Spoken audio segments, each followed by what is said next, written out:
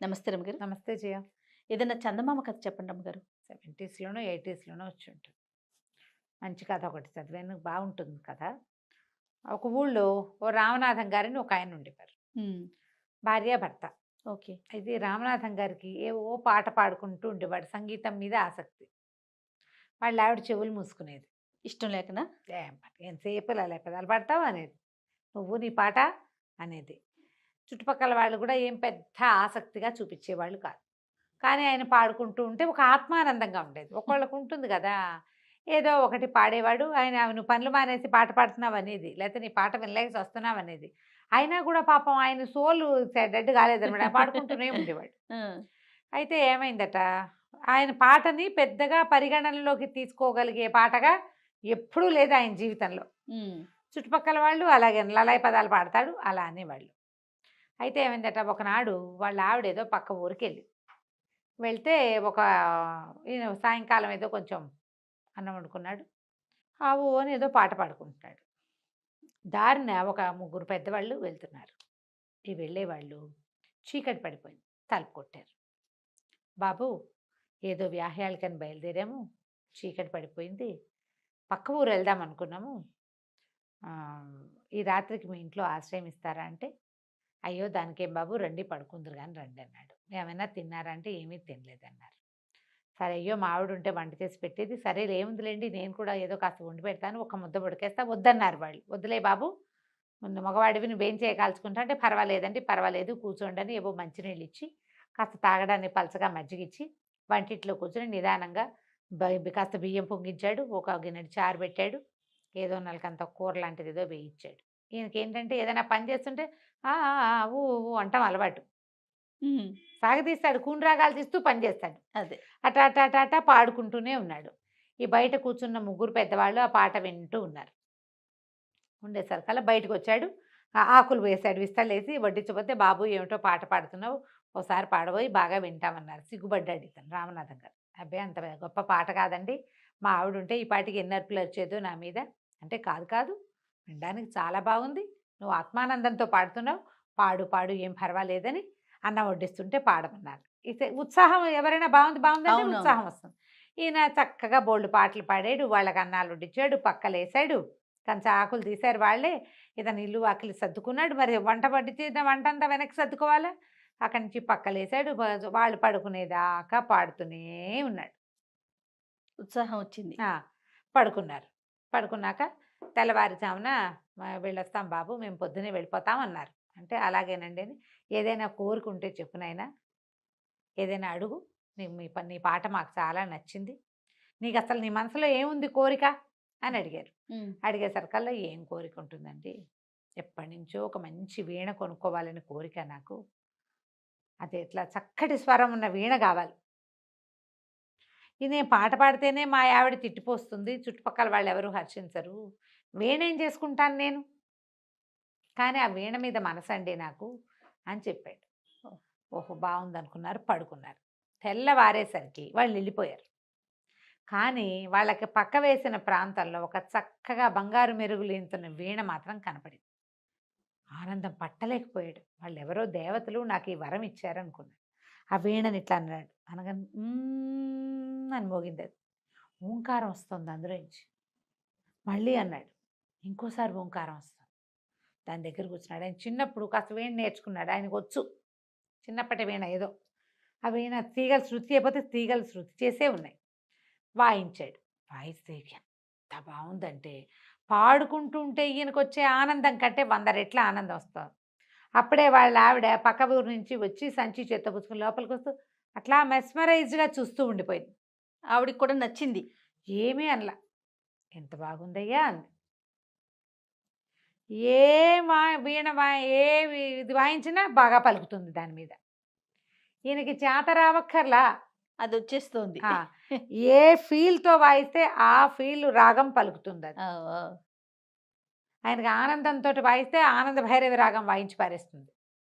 చుట్టుపక్కల వాళ్ళంతా వింటారు. ఇహ అక్కడి నుంచి చుట్టుపక్కల వాళ్ళు వీళ్ళు అందరూ వినటం మొదలుపెట్టారు. ఈయన పనైపోగానే టింగ్ టింగ్ అని కూర్చునేవాడు వీణ దగ్గర. జనాలు ఆ రసాంబోధిలో ఓలలాడుతూ ఉండేవాళ్ళు. భార్య బావుంది. ఏమీ కాదనేది కాదు. ఆయన పని అయిపోయేది, ఆయన వీణానందము అయిపోయేది.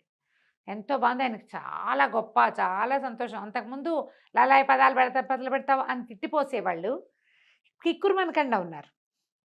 దాంతో ఒక ఏమంటారు, ఒక మెట్టు ఎక్కాడు అనుకుందాం, అలా అయిపోతాం. అందరూ శభాష్ అంటుంటే ఎలా ఉంటుంది జయ? అవునవును. ఏనుగెక్కినట్టు ఉండదు. ఆనందంతో అలా ఆనందంతో ఎక్కాడు.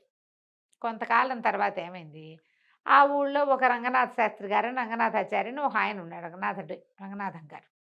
ఆయన ఏదో ఎక్కడికో వెళ్ళి చాలా కాలం తిరిగి వచ్చాడు.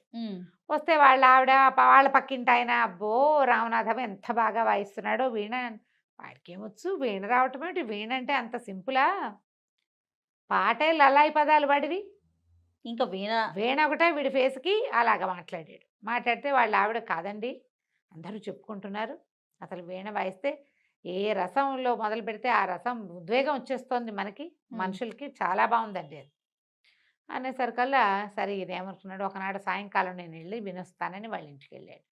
ఆ పూట ఈయన ఒక్కడే పోయాడు, ఇంట్లో ఎవ్వరు లేరు. ఈ రామనాథం గారు ఏదో వీణ సవరించుకుంటున్నాడు.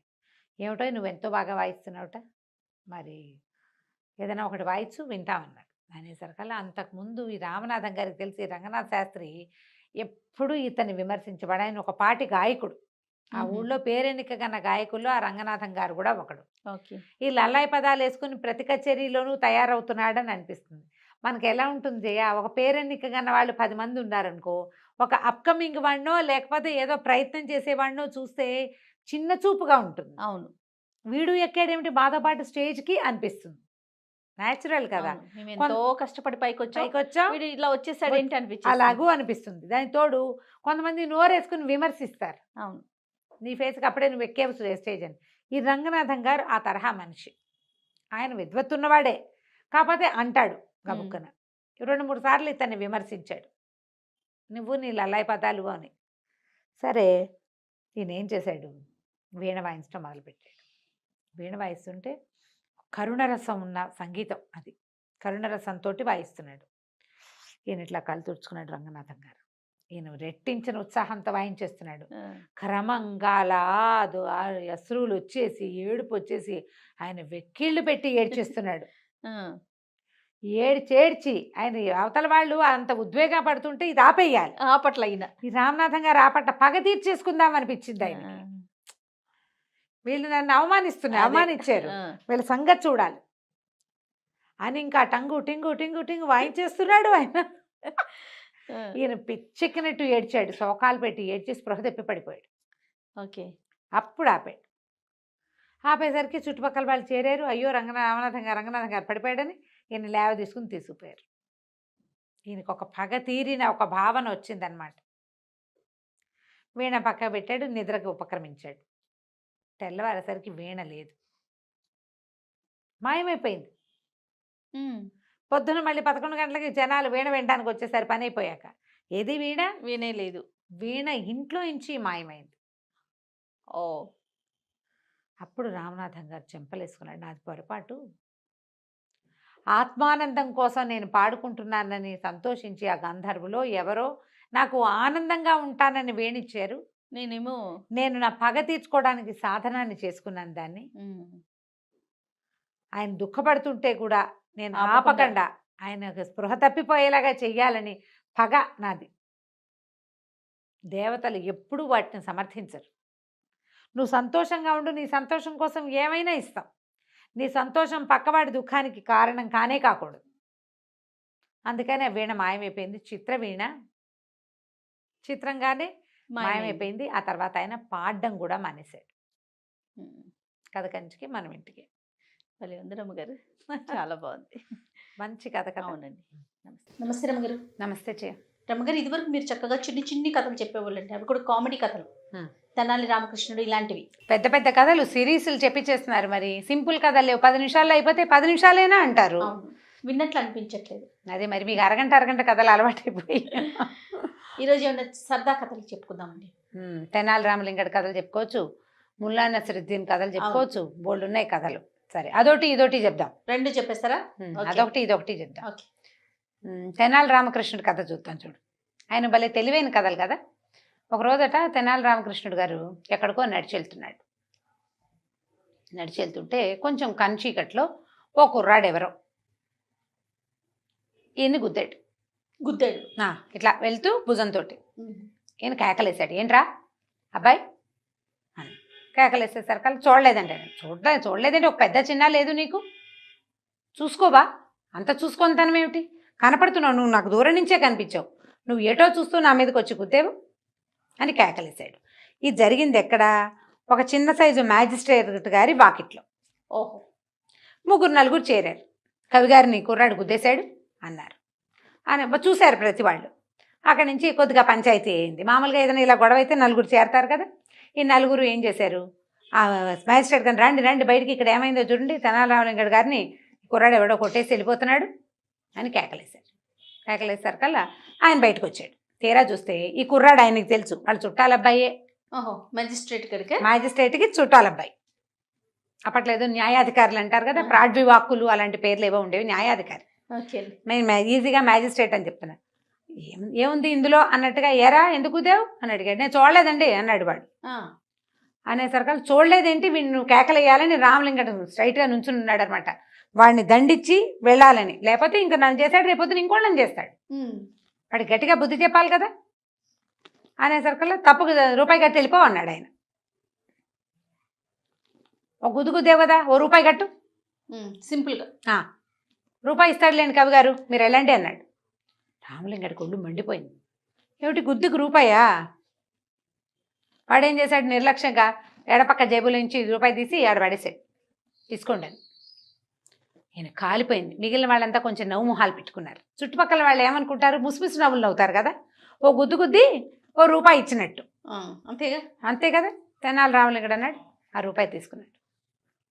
తీసుకుని ఏం చేశాడంటే కాస్త అటు ఇటు చూసి ఈ న్యాయాధికారి మొహం మీద పెడేయాలని ఒక గుద్దాడు. అన్నారు చుట్టుపక్కల ఉన్న జనం అంతా. ఆయన ముక్కు మొహం మూసుకున్నాడు. ఏంటండి కవి గారు, గుద్దుకు రూపాయి కదండి, ఇదిగో తీసుకోండి అని ఆ రూపాయి ఎత్తి చేతిలో పెట్టాడు. మీరు చెప్పిందే కదా, గుద్దుకు రూపాయి, సరిపోయింది పదండి, మీరు లోపలికి వెళ్ళండి, నేను ఇంటికి వెళ్తాను. తనని ఇచ్చారని నడుచుకుంటూ వెళ్ళిపోయాడు.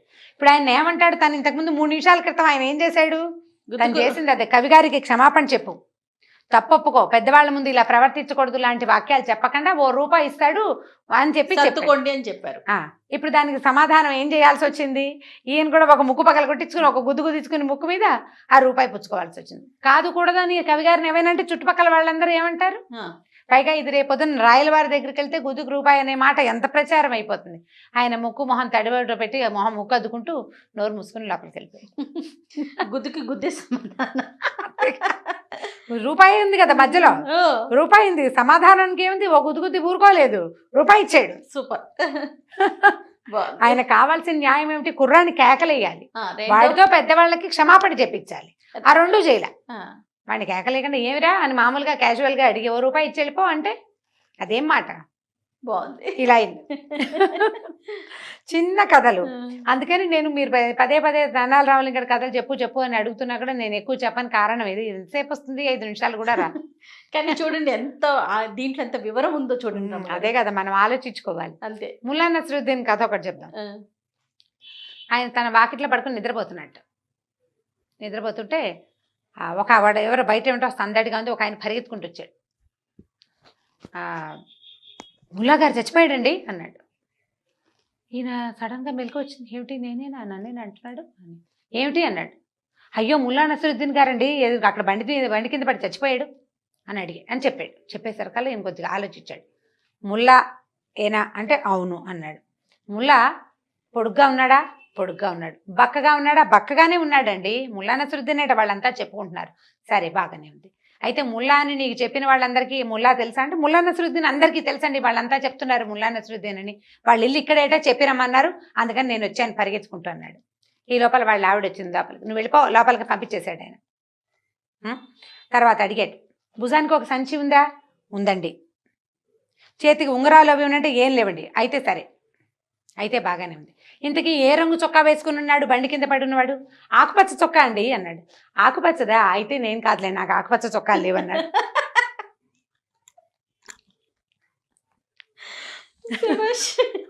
బాగుంది. ఆకుపచ్చ చొక్కా లేకపోతే ముల్లా నసరుద్దీన్ కాదు. ఎందుకంటే ఆకుపచ్చ చొక్కా లేవు ముల్లా దగ్గర.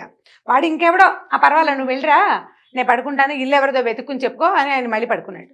ఇవి వచ్చిన ఆయనకు అర్థం కాలేదు, ఏం జరుగుతోంది, నేనేమి చెప్పాను, ఈయన ఏం అడిగాడు, నేను కాదంటాడేమిటి అని అడిగి అటు ఇటు పక్కన చూస్తే పక్కింటి ఆయనే ముల్లా నసరుద్దీన్.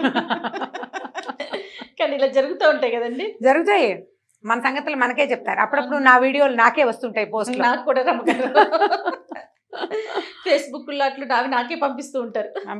అదే నావి నాకే వస్తుంటాయి.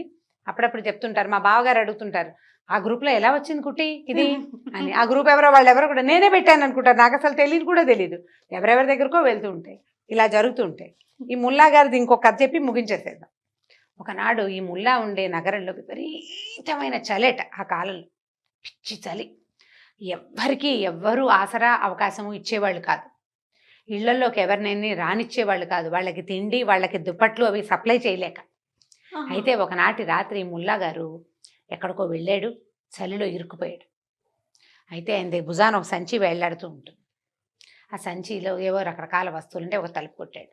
తలుపు కొడితే ఆ ఇంట్లో వాళ్ళు అన్నారు, బాబు పైకెళ్ళు, ఇక్కడ ఇంకొక భగవంతుడు మేలు చేస్తే ఇంకొక ప్లేస్ నీకు దొరుకుతుంది అన్నారు. అనేసరికల్లా అయ్యో అలాగా, కాస్త రాతి పులుసు కాచుకొని తాగుదాం అనుకున్నాను, కాస్త నిప్పు దొరికితే రాతి పులుసు కాచుకొని తాగుదాం అనుకున్నాను, సరేలేంటి ఎవరికో రాతి పులుసు ప్రాప్తం అని చెప్పాడు. చెప్పేసరికల్లా వాళ్ళకి రాతి పులుసా, అదేమిటో పదార్థం చూడాలి అని అనుకొని తలుపు తీశారు.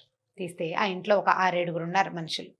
వాళ్ళు ఏదో కొద్దిగా వండు తిన్నారు, ఒక నెగ్గడ్ లాంటిది వేసుకుని చలికి దాని చుట్టూతా కూర్చుని ఉన్నారు. లోపలికి రానిచ్చారు. మీదే ఊరండి, మీ ఇల్లు ఎక్కడండి, ఏదో కనుక్కున్నారు. ఏదో కాచుకుంటానన్నారు కదంటే, అవును ఆయన రాతి పులుసు కాచుకుంటాను. సరే పొయ్యి ఒక పక్కన పొయ్యిలు ఉన్నాయి వాళ్ళకి, ఈ పొయ్యి మీద కాచుకోండి అన్నారు. ఆ ఊళ్ళల్లో ఇళ్ళు ఎలా ఉండేవంటే మధ్యలో నెగ్గడుండి పొయ్యిలు కూడా వాటికి దగ్గరలోనే ఉండేవి. పొయ్యి కొంచెం ఇంకో 2 కట్టెలు అందులోకి అందించారు. పొయ్యి దగ్గర కూర్చొని కాచుకుండా ఒక గిన్నె దబరా ఇచ్చారు. దబరా ఇచ్చాక ఏం చేశాడు, నా జేబు ఈ సంచి ఉంది కదా, ఆ సంచిలో ఇంచి అంత గుండ్రాయి తీశాడు. ఆ గుండ్రాయిని అని వాసన చూశాడు. జనాలంతా ఎక్సైటెడ్గా ఉన్నారు, ఏమిటి రాయి, ఏదైనా విశేషం కావాలని. ఏం చేశాడు, గిన్నె నిండా నీళ్ళు పెట్టాడు, పోసాగానికి ఆ రాయి అందులో పడేసాడు. మంట పైకి తోసాడు, మరుగుతున్నాయి నీళ్ళు మెల్లిగా.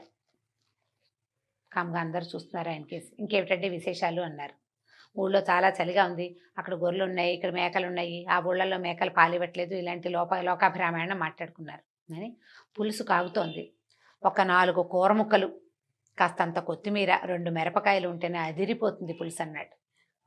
అనగానే వీళ్ళు ఏం చేశారు, వాళ్ళ ఇంట్లో క్యారెట్, బీన్స్, తర్వాత వచ్చిన సొరకాయ ముక్క, ఇంతంత ముక్కలు ఉన్నాయి. ఆ తలా 2 ముక్కలు ఉన్నాయండి, ఇచ్చేయండి బాబు, వేస్తే పులుసు బాగుంటుంది, నాతో పాటు మీరు కూడా తలా చుక్క రుచి చూదురుగాని అన్నాడు. సరే ఏం చేశారు, అన్ని తలా ఇన్ని ముక్కలను ఇంత గిన్నె పెట్టాడుగా, ఆ గిన్నెలో పడేసాడు. ఉడుకుతున్నాయి. తర్వాత మళ్ళీ ఇంకొక 5-10 నిమిషాలు అయిన తర్వాత, దీంట్లో గనక నేను తేలైపోయాను కానివ్వండి, ఆ మాత్రం మాంసం ముక్క ఒకటి, అక్కడి నుంచి ఒక 4 రెబ్బలు కొత్తిమీర, కరివేపాకు లాంటివి పడితే భలే అమోఘంగా ఉంటుందండి అన్నాడు. అది మరీ బాగుంది. సరే ఏం చేశారు, వాళ్ళ దగ్గర మాంసాలు అవి ఉంటాయి, నిలవ పెట్టుకుంటారు. ఇంత మాంసం ముక్క పట్టుకొచ్చారు, కొత్తిమీర కరివేపాకు రెబ్బలు తెచ్చిచ్చారు, అవి కూడా అందులో పడేశాడు. పడేస్తే కూర ముక్కలు, కొత్తిమీర, అవి మాంసము ఉడుకుతున్న వాసన వస్తుంది.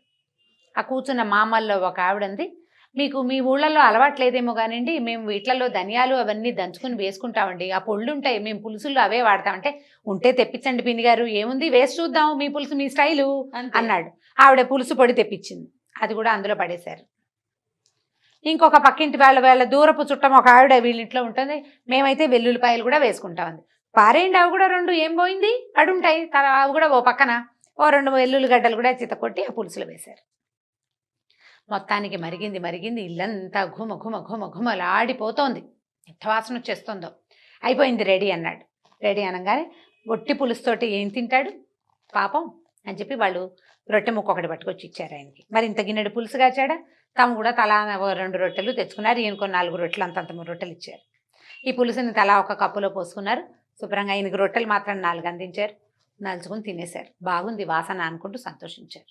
తెల్లారిదాకా అక్కడ పడుకుని ఆ దబరాలో అడుగునున్న తన గుండ్రాయిని సంచిలో వేసుకుని ముల్లాగారు బయటికి వెళ్ళిపోయాడు. జనాలంతా రాతి పులుసు ఎంత వెరైటీగా ఉంది అని చాలా సంతోషించారు. ఆయన వెళ్ళిపోయాక మర్నాడు పొద్దున వీళ్ళంతా కూర్చుని ఆలోచించి, ఆయన చేసిందేమిటి, మనం చేసింది మనం ఇచ్చిందేమిటి, ఇచ్చిందేమిటి? ఏమి ఇచ్చాం, మనం తిన్న పదార్థంలో ఏముంది, రాయి వల్ల ఏమొచ్చింది అనేది ఆలోచించుకున్నాక వాళ్ళకి బాగా అర్థమైంది. ముల్లా గారు మళ్ళీ ఎప్పుడూ ఆ ఊరు రాలేదు. భలే ఉంది రమ్మగారు. మీరు ప్లాన్ నిదానంగా వినాలన్నమాట. ముల్లా కథలు చాలా బాగుంటాయి. కాకపోతే నేను ఎక్కువ చెప్పను. మన వాళ్ళు బీర్బల్ కథలు చెప్తేనే వాళ్ళ కథలు ఎందుకు చెప్తున్నారు కొంతమంది ప్రశ్నలు వేశారు. ప్రశ్నలు పట్టించుకోవద్దండి, కథ చెప్పటమే మన ముఖ్య ఉద్దేశం, అంతే. అయితే ఇప్పుడు ఈ ముల్లా గారి పేరు తీసి ఇంకో పేరు పెడితే ఇది ముల్లా నసరుద్దీన్ కథ కదా అని ఎవరైనా అడిగితే హర్టింగ్ గా ఉంటుంది. అది ఆ కథలో చదివినప్పుడు అలాగే చెప్పాలి కదా, అలా బాగుండదు మరి. కాబట్టి ఆ కథని కథగా చెప్పానమ్మా. చిన్నవి అనుకుంటాండి, చిన్న చిన్న, అసలు ఏం లేదు, పావు పేజీ 2 పారాగ్రాఫుల్లో కథ కూడా అయిపోతుంది. భలే ఉందండి. చాలా బాగుంది. అది ఇప్పుడు మీ చిన్న సరదా కథలు అయిపోయినాయి. ఇంకా సీరియస్ కథల్లోకి వెళ్ళిపోదాం. మళ్ళీ ఇంకో కథ చెప్పుకుందాం తప్పకుండా అండి. నమస్తే. నమస్తే చేయండి. ఈ వీడియో కనుక మీకు నచ్చినట్లయితే లైక్ చేయండి, షేర్ చేయండి. మరిన్ని వీడియోస్ కోసం మా ఛానల్ని సబ్స్క్రైబ్ చేసుకోండి. నమస్తే రమ్మగారు. నమస్తే చేయ. చందమామ కథ చెప్తారండి? 3 సూత్రాల కథ చెప్తాం. పూర్వకాలం గురుగారి దగ్గరికి శిష్యులు వెళ్తూ ఉండేవాళ్ళు. కొంచెం డబ్బులు ఉన్న వాళ్ళైతే ఏదో ఇళ్లలో నుంచి కొంత సంబారాలు సంవత్సరానికి ఇంతని ఏమైనా కొంటే, డబ్బు అని కాకపోయినా వస్తువులు పాతలు తెచ్చేవాళ్ళు. విద్యార్థులు పై పనులన్నీ వాళ్లే చేసి గురువుగారు సింపుల్ లివింగ్లో ఉండేవాడు. చదువు చెప్పటం, కొంచెం రాజుగారి పోషణ అలా నడిచేది. అయితే ఓ గురువుగారి దగ్గర ఉన్న చాలామంది శిష్యుల్లో ఒక పేదవాడైన ఒక శిష్యుడు ఉండేవాడు. వాడికి అమ్మా నాన్న కూడా లేరు పాపం. ఎవరో మేనమావల ఇంట్లో పెరిగాడు. వాళ్ళేమో విద్యాభ్యాసానికి ఈయన దగ్గరికి పంపారు. ఒక 19, 20, 22 సంవత్సరాలు అంత మటుకు వచ్చాక పెద్ద పెద్ద చదువులు చదువుకున్న వాళ్ళంతా వెళ్ళిపోతుంటే గురుగారు అన్నారు, అబ్బాయి నువ్వు కూడా వెళ్ళిరారా, నీ చదువు అయిపోయింది, వీళ్ళందరూ బాగుపడతారు, పెద్ద పెద్ద ఉద్యోగాల్లోకి వెళ్తారు, వాళ్ళు పెద్ద ఇళ్ళ వాళ్ళు కాబట్టి నువ్వు కూడా అవకాశం వచ్చినప్పుడు నువ్వు బాగుపడతావు. 3 సూత్రాలు చెప్తాను నీకు, ఈ సూత్రాలు ఫాలో అవుతూ వెళ్ళు బతుకు జీవితాన్ని అని చెప్పాడు. ఈ ఇలా 3 సూత్రాలు 4 సలహాలు చాలా విన్నాం మనం. అవును. ఈయన ఏం చేశాడంటే నడవగా అదే వస్తుంది, అడగ్గా అదే తెలుస్తుంది, నిద్ర మానుకుంటే మరణ భయం ఉండదు, ఈ 3 సూత్రాలు గుర్తుపెట్టుకో, అవసరమైనప్పుడు ఈ సూత్రాలు వాడుకో అని చెప్పాడు. బాగున్నాయి కదా. నడవగా అదే వస్తుంది, అడగ్గా అదే తెలుస్తుంది, నిద్ర మానుకుంటే మరణ భయం తప్పుతుంది. సరే ఏమైంది, ఈ విద్యార్థి కుర్రవాడు పేద శిష్యుడు అనే రాస్తారు, వాడికి ఒక పేరేం చెప్పరు కథలో. తను మెల్లిగా వెళ్ళడం మొదలు పెడతాడు, బయటికి వెళ్ళిపోతాడు. వాడికి ఏ ఊరు వెళ్ళాలి, తను ఏ ఊరు నుంచి వచ్చాడు, ఏ ఊరు వెళ్ళాలి అంత పెద్ద అవగాహన లేదు. 4, 5 మేనమామల ఇళ్లలో పెరిగి మొత్తానికి అడవిలో ఉన్న గురుగారి దగ్గర చేరాడు వాడు. సరే ఏమనుకున్నాడంటే తనతో ఉన్న శిష్యులు కొంతమంది, అప్పుడప్పుడు ఆశ్రమానికి వచ్చిన జనము, దారిలో వాళ్ళంతా కూడా వేదవతి నగరం చాలా గొప్ప నగరం అని చెప్పడం విన్నాడు. ఆ వేదవతి నగరానికి వెళ్ళి అక్కడ పొట్ట పోసుకుందాం ఏదో మనకు వచ్చిన 2 ముక్కలతో అనుకున్నాడు. ఎలా వెళ్ళాలి వేదవతి నగరానికి? గురువుగారు ఏం చెప్పారు, నడవగా వస్తుంది, అదే వస్తుంది. ఇక నడవడం మొదలుపెట్టాడు. వెళ్తూ ఉన్నాడు. వెళ్తూ ఉంటే మధ్యలో రాజుగారు కట్టించిన ధర్మసత్రాలు ఉన్నాయి, తర్వాత శంకర మఠాలు ఉన్నాయి, బ్రాహ్మణులకు భోజనం పెట్టే వసతులు ఉన్న కొన్ని ఇళ్ళు ఉన్నాయి. ఏ ఊళ్ళో అయినా అయితే బ్రాహ్మణ అబ్బాయివాన అయినా వాళ్ళ ఇంటికి వెళ్ళి వాళ్ళు భోజనం పెడతారని అక్కడ పంపి, ఆ రోజులు అలాంటివి భోజనం పెట్టే వాళ్ళు ఉండేవాళ్ళు. ఒకవేళ కొన్ని పల్లెటూళ్ళు, చిన్న ఊళ్ళు, చిన్న ఏమంటారంటే ఒక 30-40 గుంపు కలిసి ఉన్న ఊళ్ళలో అయితే అయ్యగారు పాత్రలు ఇస్తాం అన్నం వండుకోండి అని అన్ని జాతుల వాళ్ళు ఇలా దారేపోయే వాళ్ళకి ఆహార వసతి ఇచ్చేవాళ్ళు. ఏముంది, ఒక గుప్పెడు గింజలు ఇస్తారు, ఒక కొత్త కుండ ఇస్తే 3 రాళ్ళు పెట్టడం, 4 పుల్లలు పెట్టడం, అంత అన్నం వండుకుని తింటాం. అది పాలకి మజ్జికి ఏ తప్పు ఉండదు కదా, కాస్త మజ్జిగ తెచ్చిస్తారు, అంత పెరుగన్నం తింటే రోజు వెళ్ళిపోతుంది కదా, అన్నం కూర వండుకోండి అని సంబారాలు ఇచ్చేవాళ్ళు కూడా ఉండేవాళ్ళు. అలా ఇన్ని ఊళ్ళు తిరుగుతూ, ఇప్పుడు కాలాన్ని బట్టి కదా జయ, అంతే కదా. ఇప్పుడు మనవాడు అవునా కాదా అని కనుక్కుని సహాయం చేస్తున్నాం. మనం పాత కథలు చూడు, ప్రతి కథలోనూ ఏ జాతి వాడు ఆ జాతికే సహాయం చేయటం అనేది ఉండదు. ఏ జాతి వాడైనా ఎవడికైనా ఆ కొన్నవాడికి అన్నం పెట్టడం, వాడికి నీ పద్ధతి ప్రకారం పెడితే పెట్టు, వాడి పద్ధతి ప్రకారం వాడు ఎలా తింటాడో అలాగైనా పెట్టాలి. రాజులు అట్లా ఉండేవాళ్ళు, వాళ్ళని చూసి వీళ్ళు నేర్చుకునేవాళ్ళు. ఇప్పుడు మావాడు అవునా కాదా అనే క్వశ్చనే లేదు. మేము ఇస్తాం కాబట్టి మేము చెప్పినట్టే తినాలన్న మాట కూడా లేదు. బాగుంది కదా. చాలా బాగుంది. అక్కడి నుంచి ఏం చేశాడు, అలా వెళ్ళగా వెళ్ళగా వెళ్ళగా ఎన్ని రోజులకో ఒక నగరానికి చేరాడు. తనకి తెలిసింది అదే వేదవతి నగరం. అయితే ఇతను ఆ ఊళ్ళో ఉన్న మఠాలు, తీర్థాలు, తర్వాత ఏమో చిన్న చిన్న గుళ్ళు, దేవాలయాలు అన్నీ చూశాడు. ఎక్కడో పౌరోహిత్యానికి ఎవరో ఒకళ్ళు, బాబు మాకు వ్రతం చేయించాలి, చేస్తావా అంటే వెళ్ళి అక్కడ వ్రతం చేయించాడు. వాళ్ళు ఏదో ఒక పావలా ఇచ్చారు. ఓ సత్రంలో పక్కన గదులు ఏవో అద్దెకిస్తుంటే ఆ గదుల్లో ఉండేవాడు. తర్వాత ఈ ఊరి విశేషాలు ఏమిటని అడిగి తెలుసుకునేవాడు. అడగ్గా అడగ్గా అడగ్గా ఇతనికి చాన్నాళ్ళకి, అంటే ఈ ఊరు చేరిన సంవత్సరం 2 ఏళ్లకు అతనికి తెలిసింది ఆ ఊరిని పరిపాలించేది రాజు కాదు, రాణి. అయితే ఈ రాణిగారికి వివాహం కాలేదా అంటే కాలేదు. ఇతనికి నడవగా నడవగా వేదవతి నగరం వచ్చింది. అడగ్గా అడగ్గా ఈ ఊళ్ళో ఉన్న ఒక విచిత్రం తెలుస్తోందనమాట. ఏమిటంటే ఆమెకి వివాహం కాలేదు. వివాహం అయ్యింది, కాలేదంటే భర్త లేడు. ఇప్పటికి 3 మాటలు వివాహం అయింది రాణిగారికి. వివాహం అయిన తర్వాత అంతఃపురంలోకి ప్రవేశించిన అల్లుడు తెల్లవారేసరికి చనిపోతాడు. మొదటిసారి రాకుమారుడినే చేసుకున్నారు. రాజకుమారుడు పక్క రాజ్యం వాడు పోయాడు. రెండోసారి ఊళ్ళోనే సైన్యాధిపతి గారి కుమారుడితోటి వివాహం చేశారు, ఆయన పోయాడు. మూడోసారి ఊళ్ళో ఉన్న ఒక క్షత్రియ కుమారుడు, సామాన్య క్షత్రియులు, ఆ అబ్బాయి యువరాణిని మహారాణిని చేసుకోవడానికి ముందుకొచ్చాడు, అతను పోయాడు. 3 మాటలు వివాహాలు ఫెయిల్ అయినాయి. పెళ్లికి వివాహం అయ్యింది, పెళ్లి కొడుకు చనిపోతాడు, తెల్లవారేసరికి బతికుండడు. ఇట్లా ఉంది. ఇలా ఉండటం వల్ల రాణికి వివాహం లేదు. ఇప్పుడు ఆవిడ ఒంటరిగానే ఉంది. ఆవిడే రాజ్యం చేస్తుంది, ఆవిడ మంచిదే. ఆవిడ తండ్రికి ఒకటే కూతురు. ఆమెకు ఎవరు భర్త అవుతాడో వాడు ఉత్తరాధికారి అవుతాడు. రాజు అంటే అధికారి అవుతాడు. రాజు ఆవిడ, రాజు ఆవిడే. వాళ్ళకి పుట్టే సంతానం రాజు అవుతాడు. ఈయన అల్లుడు గారు అవుతాడు, రాణిగారి భర్త. అదైనా కావాలిగా కనీసం. యువరాణికి రాణిగారికి పెళ్లి కావాలి కదా. రోజులు అట్లా గడుస్తుంటే వీడికి ఏమనిపించింది, ఏమి జరిగి చనిపోయి ఉంటారు. అంతఃపురంలో ఏదైనా జరుగుతోంది అంటే రాత్రిళ్ళు జనరల్గా ఏం చేస్తారు, ఎవరైనా నిద్రపోతారు. గురువుగారు ఒక వాక్యం చెప్పారు, నిద్ర మానుకుంటే మరణం తప్పుతుంది. అవును. ఒకవేళ ఆ నిద్ర మనమే మానుకుంటే మనకు మరణం తప్పుతుందేమో అనిపించి ఏమనుకున్నాడు, బాగా ఆలోచించుకుని గుళ్ళోకి వెళ్ళి దండం పెట్టుకుని నా సాయంకాలం వేళ కోటకి వెళ్ళాడు. మహారాణిని వివాహం చేసుకోవడానికి నేను సిద్ధంగా ఉన్నానని చెప్పాడు. సైనికులంతా సంతోషించారు. ఆవిడకి పెళ్లి కావటమే వీళ్ళకి ఇంపార్టెంట్. అక్కడి నుంచి సరే పదండి అని తీసుకుపోయారు. తీసుకుపోతే ఈ పేరు వీరు అన్నీ కనుక్కున్నారు. బ్రాహ్మడు పనికొస్తాడు, క్షత్రియ కన్యని పెళ్లి చేసుకోవడానికి బ్రాహ్మడికి పనికొస్తాడు. సరే ఏం చేశారు, వివాహ ముహూర్తాన్ని నిశ్చయించారు. ఉదయం వివాహం అయింది, పెళ్లి జరిగింది. జనం అంతా సంతోషించారు.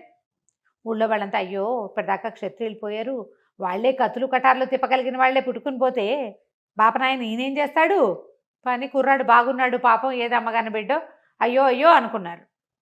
మిగిలిన వాళ్ళు ఏ అదృష్టం కొద్ది బతికినా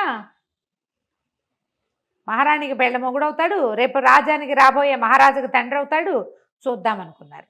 ఇతను ఏం చేశాడు, సరే అంతఃపురంలోకి ప్రవేశపెట్టారు. వివాహం అయింది కదా, సరే రాత్రి పడుకోవడానికి ఈయనకు ఒక స్థలం ఇచ్చారు, ఒక పెద్ద అంతఃపురం అది.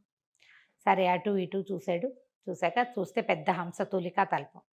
ఈయన వాకిట్లో ఈ మన అలంకారం కోసం అరటి బోదలు అవి నిలబెట్టి కనపడితే మామ పొద్దున్న పెళ్లి చేసినప్పుడు ఈయన మరి రాజుగారు అల్లుడు కదా, నడుముకు ఒక కరవాలం కట్టారు ఈయనకి. బ్రాహ్మణ వేషంలో వివాహం చేయకుండా క్షత్రియోచిత వివాహం చేశారు. ఆవిడ క్షత్రియురాలు కదా, నడుముకి ఒక పెద్ద కత్తి పెట్టి కరవాలం పెట్టి పట్టు దట్టి బిగించారు. ఈయన పడుకోవటానికి వెళ్ళినప్పుడు ఆ దట్టి గిట్టి అన్నీ ఊడదీసి ఆ కరవాలం పక్క పెట్టారు.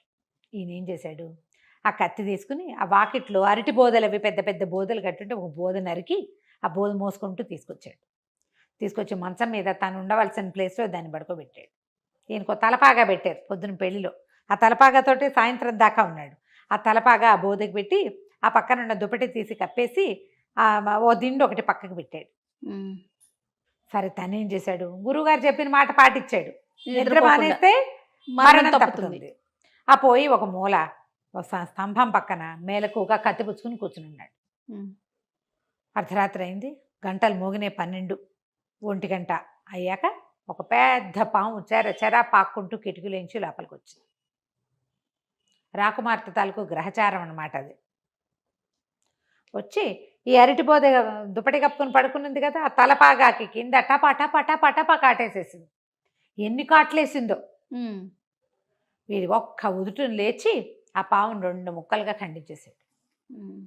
కత్తి ఉంది కదా చేతిలో, రెడీగా ఉన్నాడు, అదే మెలకుగా ఉన్నాడు. ఖండించేసేసి అక్కడి నుంచి ఏం చేశాడు, ఇంకో పక్కన ఇంకో సోఫా ఉంటే హాయిగా నడుముకున్న దట్టి గిట్టి వదులు చేసుకుని పోయి అక్కడ పడుకుని నిద్రపోయాడు. అయిపోయింది, ఇంకా పడుకోవచ్చు, మృత్యువు తప్పిపోయింది కదా. పడుకునేసరికి తెల్లారులే సైనికులు వాళ్ళు మామూలుగా అయితే ఆడవాళ్ళు వచ్చి మంగళతూర్యనాదాలతో వచ్చి సుప్రభాత సేవ జరుపును. 3 సార్లు చూశారు కదా మరణాలు, దాంతో సైనికులు కూడా వచ్చేసారు. ఎలాగూ జరగబోయేది ఇదేనండి. తీరాదే లోపలికి వచ్చి తలుపు తీస్తే ఇంకేముంది, మన రాజుగారు రాణిగారి భర్త ఏమో సోఫాలో పడుకొని నిద్రపోతున్నాడు. మంచం మీద ఒక పెద్ద అరటి ఇది కాండమును, దాని పక్కన ఒక పెద్ద సర్పం 2 ముక్కలుగా పడింది. అంతా నెత్తురుమయం. అంతా కేకలు పెట్టారు. రాణిగారిని పిలుచుకొచ్చారు. చూస్తే ఏముంది, ఆ సర్పమే ఇప్పటికి 3 సార్లు ఇక్కడికి వచ్చిన రాకుమారులని కాటేసేస్తుంది, పెళ్లి కొడుకుల్ని. ఇతను అమ్మ దాన్ని చంపేశాడు. ఇక ఆనందోత్సాహాలతోటి పొద్దునే చక్కగా ఈయన్ని మళ్ళీ ఇంకోసారి పెళ్లి కొడుకుని చేసి సత్యనారాయణ వ్రతాలు అవి చేయించి తర్వాత పునఃసంధానం చేసుకున్నారు. రాజుగారు రాణిగారితో పాటు అతను హాయిగా ఉన్నాడు. గురువుగారు చెప్పిన 3 సూత్రాలని పాటించటం వల్ల అతను వేదవతి నగరానికి రాణి అయినటువంటి కుముద్వతి దేవిని వివాహం చేసుకున్నాడు. హాయిగా ఉన్నాడు భార్యతోటి. కథ కంచికి మనం ఇంటికి. నమస్తే రమ్మగారు. నమస్తే రమ్మగారు. నమస్తే చేయ. మంచి స్టోరీ చెప్పబోతున్నారా? అదృష్టం మామూలుగా మనకి చెప్తారు, డబ్బు ఎలా వస్తుంది. సిరిదా వచ్చిన వచ్చును సలలితముగా సా నారికేళ సలిలము భంగిని సిరిదా పోయిన పోవును కరిమింగిన వెలగ పండు కర్ణిని సుమతి. ఎలా వస్తుందో సిరి ఎట్లా వస్తుందంటే సలలితంగా, అసలు ఎట్లా వస్తుందో తెలియకుండా. నారికేళ సలిలం అంటే కొబ్బరికాయలోకి నీళ్ళు వచ్చినట్టుగా సిరి దానంతట అదే వచ్చేస్తుంది. సిరి పోతుంది. ఎలా పోతుంది? కరిమింగిన వెలగ పండు. కరి అంటే ఏనుగు మింగిన వెలగ పండు అని కాదు, వెలక్కాయ చూడడానికి చక్కగా ఉంటుంది. ఇవాళ భలే బరువుగా ఉంటుంది, బాగుంది అనిపిస్తుంది. రేపటి కొంచెం తేలికవుతుంది, ఎల్లుడు కొంచెం తేలికవుతుంది, అవతల అందులో ఏమీ ఉండదు. అవును, అంతా పోతుంది. ఎలా పోతుంది ఏమో, దానికి ఒక్క చిల్లు కూడా కనపడదు. ఏ చిల్లులోంచి అది బయటికి వెళ్ళిపోయిందో మనకు అర్థం కాదు. కొబ్బరికాయలోకి నీళ్ళు ఎటా వచ్చినాయో ఎటా తెలీదో, వెలక్కాయలో ఇచ్చి గుజ్జెటా పోయిందో అట్లా తెలీదు. డబ్బు అట్లా వచ్చి అట్లా పోతుంది. అదృష్టాలు కూడా అంతే. మనకు అదృష్టం వస్తుందా, కలిసి వస్తుంది. దేనివల్ల మనకు అదృష్టం కలిసి వచ్చిందని మనం భావిస్తామో ఒక దశలో దాన్ని విస్మరించేస్తాం మనం. కొద్దిమంది ఉంటారు సడన్గా వచ్చిన అదృష్టాన్ని జ్ఞాపకం పెట్టుకుని దాన్ని జాగ్రత్తగా కాపాడతారు, ఇక దాన్ని వదిలిపెట్టరు. వీళ్ళు చాలా తక్కువ సంఖ్య ఉంటారు, గమనించండి. అవును, మన చుట్టుపక్కల సమాజాన్ని చూడాలి కదా మనం. అవును కదా. చాలా 1% పీపుల్ కూడా ఉండరు తమకి దక్కిన అదృష్టాన్ని ఎవరైతే మన జీవితంలోకి వెలుగు తెచ్చారో వాళ్ళని కానీ, ఆ విషయాన్ని కానీ, ఆ వస్తువుని కానీ జాగ్రత్త పరుచుకునే వాళ్ళు 1% కూడా ఉండరు. 100కి 1 కూడా ఉండడు. లక్షల్లో ఒకడు ఉంటాడు. మిగిలిన వాళ్ళంతా చేజిక్కిన అదృష్టాన్ని నాశనం చేసుకునే వాళ్ళే. అది పెళ్ళాలో, మొగుళ్ళో, పిల్లలో, అత్తగారో, ఇలాగా బంధువుల్లో, స్నేహితులో, వ్యాపారంలో సహాయం చేసిన వాళ్ళు, పైకి రావడానికి మనం ఎక్కి రావడానికి మొదటి మెట్టుగా ఉపయోగపడిన వాళ్ళు, వీళ్ళందరినీ విస్మరిస్తాం మనం. మనుషుల లక్షణం. మనం ఏం చేసాం అని ఆలోచించుకోండి ఒకసారి. మనం కూడా మనకి లక్కీ స్టోన్గా, లక్కీ చమ్గా దొరికిన వాళ్ళని ఎవరినైనా అలా వదిలేసామా అని ప్రశ్నించుకోండి.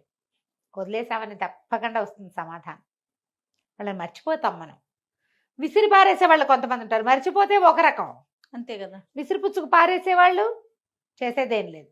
చిన్న చందమామ కథ చెప్తాం. ఈ మొత్తం పాఠం ఎందుకు చెప్పానంటే, మనం జీవితంలో ఎప్పుడూ చేసే పొరపాట్లు ఇవి. ప్రతి మలుపులో am I కరెక్ట్ అని ఒక ప్రశ్న ఉండాలి మనకి. నేను ఏదైనా తప్పు చేశానా, నేను సరిగ్గా ఉన్నానా అని మనం మన జీవితపు ప్రతి మలుపులోనూ ప్రశ్నించుకుంటే కరెక్షన్స్ సులువుగా కుదురుతాయి. మనం కరెక్ట్ చేసుకుంటుంటే మన పిల్లలకి కూడా ఆ కరెక్షన్ పద్ధతి అలవాటు అవుతుంది. మొదట్లో నేర్చుకోరు, కానీ 30 ఏళ్ళు వచ్చాక వాళ్ళకి తెలుస్తుంది అమ్మా నాన్న ఎలాంటి కరెక్షన్స్ చేసుకున్నారు, వీళ్ళు కూడా చేసుకుంటారు. ఎంత చెడిపోయినా ఏదో ఒక దశలో నిలబడి కరెక్ట్ చేసుకుంటారు. ఇది మనం అలవాటు చేసుకోవాల్సిన విషయం. అందుకోసం ఇంత పాఠం చెప్పాను అనమాట. కథ చెప్తాం. ఒక బెస్తవాడు ఉండేవాడట ఏదో దేశంలో. అయితే ఇతను ఏం చేసేవాడు, చిన్న బుట్టల్లాంటివి చెరువులో అక్కడక్కడ వదిలిపెట్టేవాడు. ఊతలు అని రాస్తారు. ఊత ఒక బుట్ట అన్నమాట. దానికి కర్రలు కట్టి వదిలిపెట్టేవాడు. ఆ కర్రలు పైకి తేలుండి అది ఎక్కడుందో కనపడుతూ ఉండేది. ఆ కర్రలు పైకి లాగితే ఆ బుట్ట వచ్చేసేది అనమాట. ఏది పడితే అది పడేది. ఏవో కొన్నిట్లో చేపలు పడేవి, కొన్నిట్లలో జల్లలు పడేవి, కొన్నిట్లలో పీతలు అవి కూడా చిక్కునేవి, నత్తగుల్లలు తినేవాళ్ళు కదా, తింటారు. అక్కడి నుంచి ఇతను ఏం చేసేవాడు, ప్రతిరోజు వేసేవాడు. ఒక రోజు ఒకటి ఏదో వచ్చేది. పెద్ద అంత ఓ పడిపోయే సొమ్మేం కాదు. ఇంట్లో వాళ్ళు తినడానికి బతకడానికి ఒక మాదిరిగా సరిపోయేది. బాగా చక్కగా సరిపోయేది కాదు. అదృష్టం ఎప్పుడు కలిసి రాలా వాడికి.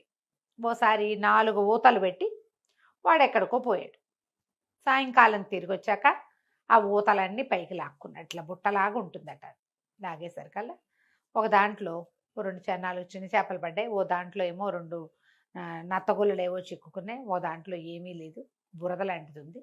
ఒక దాంట్లో మాత్రం ఒక ముసలి డొక్కుగా ఉన్న ఒక ముసలావిడ పడి ఉంది. నీళ్ళల్లో కొట్టుకొచ్చి ఆ ఊతలో చిక్కుకుంది. ఊత బరువుగా ఉంటే అయ్యి బాబాయ్ పెద్ద పెద్ద చేపలు పడ్డాయి అనుకోండి. తీరా చూస్తే ఊసలు. అక్కడి నుంచి దిందుంపదేగా ఇది ఎక్కడి నుంచి వచ్చిందని దాన్ని కదిపి చూస్తే బతికే ఉంది. ఎండిపోయి బక్క డొక్కు పీచు,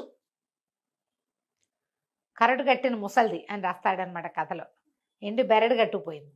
దాన్ని నీళ్ళలోకి తోసేయబోయాడు. నాకెందుకు ఈ దరిద్రం, బతికుంటే అన్నం పెట్టద్దు, మనకే లేదు ఇక్కడ, పడేద్దాం అనుకున్నాడు.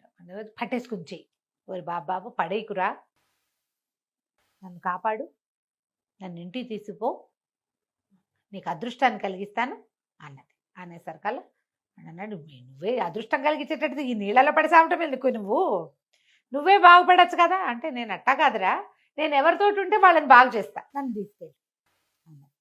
సరే అక్కడి నుంచి మోసుకుపోయాడు ఇంటికి. మోసుకెళ్ళాక ఏదో అన్నం వండుకున్నారు. కాస్త ఇంత గంజ ముసలిదాన్ని కూడా పూసారు. ఏం చెప్పింది, నువ్వు పని చెయ్యి, చుట్టూ చక్కగా ఒక 100 గొడ్లు ఉండేందుకు వీలుగా పెద్ద శాల ఒకటి నిర్మించుకో. నాకెందుకే ముసలిదాన్ని ఆ శాల, నాకు గొడ్డు లేదు గోద లేదు, చేపలు పట్టుకునేవాడిని నేను అన్నాడు. చేపలు పట్టుకునేవాడివైనా సరే రేపు సాయంత్రానికల్లా నీకు గొడ్డు గోద ఏర్పాటు అవుతుంది అనేసరికల్లా వీడు ఓ పల్లెటూరులో ఓ పక్కన ఎక్కడో ఉంటాడు. వాడి ఇంటి పక్కగా ఉన్న ఒక పెద్ద ఖాళీ స్థలం వాళ్ళదే. ఊరికే ఆ ఊళ్ళలో ఏం పెద్ద పట్టించుకునేవాళ్ళు కాదు. చుట్టూత పెద్ద కోరడిలాగా తుంగపాతి, దానికి రకరకాల తాళ్ళు అల్లి మొత్తానికి ఒక పెద్ద విశాలమైన మైదానం విత్ కవర్డ్ ఏరియా అనమాట. అదంతా ఏర్పరిచాడు. సాయంత్రం అయ్యేసరికి వీడు ఏ సరస్సులో ఊతల పాతి అప్పుడప్పుడు చేపలు పట్టుకునేవాడు, అందులోంచి జట్లుగా ఆవులు గేదెలు ఎడ్లు గిత్తలు చొప్పున వచ్చేసినాయి. అటు ఇటుగా పిల్ల మేక అన్నీ లెక్క పెడితే 100 ఉన్నాయి. 100 వచ్చి వీడి సావిట్లో కూర్చుండిపోయినాయి. పితికినని పాలు పితికాడు. పాలు అమ్ముకుంటే డబ్బు. ఎడ్లు గిడ్లు వాటి దారిన పోయి అవి గడ్డి మేసి వస్తాయి. ఎవరో వాళ్ళ నాగలు కట్టుకుంటూ, ఏరా మీ దగ్గర గొడ్లు ఉన్నట్టున్నాయి, ఏమన్నా 2 ఎడ్లని అప్పిస్తావా అంటే అప్పివ్వము, అరవివ్వం, అమ్మకానికైతే ఇస్తాం, లేదా జీతానికైతే ఇస్తాం. అమ్మకం వద్దులే, జీతం రోజు 10 రూపాయలు. రోజు 10 రూపాయలు వస్తున్నాయా? ఒక ఎడ్ల జతకి 10 వస్తే 10 ఎడ్ల జతలకి ఎన్ని వచ్చును? పొళ్ళని వస్తాయా? ఇట్లా ఎన్ని రకాలుగా డబ్బు వచ్చిందంటే వాడి దగ్గరికి, ఇక పిచ్చి డబ్బు. అక్కడి నుంచి రౌండ్గా ఉందిగా, కట్టాడు కదా కోరడల్లే, ఈ పైనంతా షెడ్లు వేసేసాడు. వానకి వంగుడికి చలికి ఇబ్బంది లేకుండా హాయిగా నీడపట్ట నుండి కొట్లు సుఖంగా ఉండేవి. కట్టక్కర్లా పెట్టక్కర్లా లోపలికి వచ్చి పడుకునేవి అంతే. ముసలిది వాళ్ళ ఇంట్లో ఉండేది. పెద్ద ఇల్లు కట్టాడు వీడు. బోల్ డబ్బులు వచ్చేసినాయి. అక్కడి నుంచి వారా వీరా వచ్చిన వాళ్ళందరూ వీడితోటి మాట్లాడేవాడు. చక్కగా మంచి వీడి పెళ్ళాంకి 2-3 పిల్లలు పుట్టారు. రోజులు గడిచిపోతున్నాయి. సరే క్రమంగా వీడికి డబ్బు ఎక్కిపోయింది. లోకంలో అందరికీ ఎక్కిపోతుంది. ఎంత సహజం కదా. మొదలు ఎక్కడి నుంచి వచ్చింది, ఎక్కడో, అది ఎవరికి తెలుసు. క్రమంగా ఈయన పెద్ద మనిషి అయ్యాడు. అందరికీ మంచి మాటలు చెప్పడం మొదలుపెట్టాడు. ప్రతి వాళ్ళు వస్తే మనం ఇంతే, మన స్థాయి మన స్టైలు చిన్నప్పటి నుంచి ఇంతే, మా తాతలు నేతులు తాగారు, ఇలాంటివి బోల్డ్ అని చెప్పేవాడు. ఇప్పుడు అవన్నీ మాట్లాడను, వేరే పని ఉంది నాకు అనేవాడు. ఎంత గొప్ప వచ్చింది. అయితే ఏమైంది, పక్క ఊర్లో ఒక పెద్ద విందు జరిగింది. ఈయన అందరూ పిలుపులు వస్తాయి కదా పెద్ద మనుషులందరికీ. ఈ పెద్ద మనిషికి కూడా పిలుపు వచ్చింది, పెద్ద మనిషికి కూడా. సరే ఎక్కడికైనా వెళ్ళేటప్పుడు ఈ ఖర్చు నాది అని చెప్పడం ఒక గొప్ప. ఇవాళ సారాయి ఖర్చు నాదని చెప్పాడు ఆ పార్టీలో. విపరీతంగా పోశారు. ఈయన యథేచ్ఛగా తాగాడు. తను పోయించిందే కదా. తాగేసి ఇంటికి వచ్చాడు. వచ్చి రాత్రి 1 గంట అయింది. తలుపు కొట్టాడు. తలుపు కొడితే ఎవరు తలుపు తీయలే. 12 దాకా చూశారు. 12 తర్వాత పడుకున్న వాళ్ళకి మెలకువ రాదు. అక్కడి నుంచి గట్టిగా అరిచాడు, కేకలు పెట్టి, ఎన్నేళ్ళ నుంచో నా ఇంట్లో పడి తింటున్న ముసలితో తేది అన్నాడు. నేను తీసుకొచ్చి నా నెత్తి మీద పడిపోయి తింటోంది, అదైనా మెలకుగా ఉండొచ్చు కదా, ముసలిదైనా నా కోసం తలుపు తీయటానికి. తీవే ముసలిదానా, బతుకున్నావా చచ్చావా, నువ్వు ఏ మూలున్నావు, తలుపు తీవే అన్నాడు. అనగానే ముసలావిడ వచ్చింది, తలుపు తీసింది. నువ్వు నన్ను తిట్టేవని. ఆ తిట్టక నేను ముద్దెట్టుకుంటారా, తలుపు తీయలేదు నువ్వు అనేసరికల్లా, నన్ను తిట్టిన చోట నేను ఉండను సుమి అంది. ఉండపోతే పో, ఎవడడిగాడు నేను, ఉండపోతే వెళ్ళిపో. ఆవిడ లోపలికి వెళ్ళి పడుకుంది. వీడు కూడా ఆ తాగిన మత్తలో ఏదో ఈడ్చుకుంటూ పోయి లోపలికి వెళ్ళి పడుకున్నాడు. తెల్లవారేసరికి ఆవిడ వాకిళ్ళు ఉడిచింది, ఇల్లు ఉడిచింది, పక్కల దుప్పట్లు అన్నీ మడత పెట్టింది. 10 గంటలకల్లా నడుచుకుంటూ ఇంట్లో నుంచి బయటికి వెళ్ళిపోయింది. ఆవిడ వెనకాలే ఈ చుట్టూతో కోరడి కట్టి ఉన్న పశువుల శాల ఉంది కదా, జట్లుగా మొత్తం గొడ్లన్నీ వెళ్ళిపోయినాయి. సరస్సుల నుంచి నడుచుకుంటూ ఆవిడ వెనకాల వెళ్ళిపోయింది. మొత్తం గొడ్ల సావిడి ఖాళీ. ఇంకేముంది, ఆనే మిగిలింది అక్కడికి. అదృష్టం ఎలా వచ్చింది, ఆవిడ ద్వారా వచ్చింది. మళ్ళీ ఆవిడ ద్వారానే వెళ్ళిపోయింది, మొత్తం వెళ్ళిపోయింది. వీళ్ళు రేపు పొద్దున్న లేదు చూసుకుంటే ఒక గొడ్డు లేదు, ఒక ఇది లేదు, ఏమీ లేదు. పశువుల శాలంతా ఖాళీ. పశువు ఉంటే పాలు వస్తాయి, వెన్న వస్తుంది, మీగడ వస్తుంది, పెరుగు వస్తుంది, రెంట్ వచ్చేది. ఇప్పుడు ఎక్కడి నుంచి వస్తాయి, ఏమీ లేవు. మళ్ళీ ఆ పెద్ద కోరడి కట్టిన ఖాళీ స్థలంతో పాటు ఇల్లుంది. ఇంటిని ఏం చేసుకుంటారు, ఆ రోజుల్లో ఇళ్లలోకి ఎవరు రెంట్లకు వచ్చేవాళ్ళు కాదు. అదే కదా, ఇంట్లో పని చేయడానికి ఎవరు లేరు. గొడ్లు లేకపోతే పని వాళ్ళు ఎక్కడి నుంచి ఉంటారు, వాళ్ళంతా పోయారు. అంతకుముందు గొడ్లకు పని వాళ్ళు ఉండేవాళ్ళు. పెళ్ళాము, పిల్లలు, బెస్తవాడు, వాడి తాలూకు ఊతలు మిగిలినాయి. శిరోభవ వరదోభవ. మళ్ళీ ఊతలు వేసుకోవడం ఇంకా చేసేదేం లేదు. ఇలా కలిసి వస్తే పెట్టుకోకపోతే అలానే వెళ్ళిపోతుంది. పైగా మనకి కలిసి వచ్చింది అన్న మాట వాక్యం మర్చిపోతారు చూడు. ఇదేదో పల్లెటూరు బెస్తవాళ్ల కథ. మనం చేయమాట్లా, ఎవరి వల్ల కలిసి వచ్చిందో వాళ్ళ పేరెత్తకుండా ఉంటాం, చెప్పం. గుర్తు చేసుకో, నిద్రలో అయినా జ్ఞాపకం రాదు మనకి. ఒకసారైనా మనస్సాక్షి అనేది ఉంటుంది కదా, దాన్ని చంపేస్తారు. తర్వాత నువ్వు కూడా సాక్ష్యం లేకుండా పోతావు. అంతే కదా. అదృష్టాలని జాగ్రత్త పరచుకోవాలి. ఎవరి వల్ల అయినా మనకు ఒక సహాయం లభిస్తే దాన్ని జ్ఞాపకం పెట్టుకోవటమే గొప్ప. అది నా ప్రజ్ఞ అని అనుకోకూడదు. జ్ఞాపకం పెట్టుకుంటే నువ్వు డౌన్ అయ్యేస్తున్నట్టు, ఏదో మోడెస్టీ, వినయంతో ఉన్నట్టు. అంతే కదా. వినయంతో ఉన్నవాడికి సమస్తము వినపడతాయి, సమస్తము వింటుంది. ప్రపంచం వినయశీలి యొక్క మాట వింటుంది. వినిపించుకునేలాగా చేయండి, అదృష్టాలని చెడగొట్టుకోకండి. కథ కంచికి మనం. చాలా బాగుందండి. నమస్తే. నమస్తే.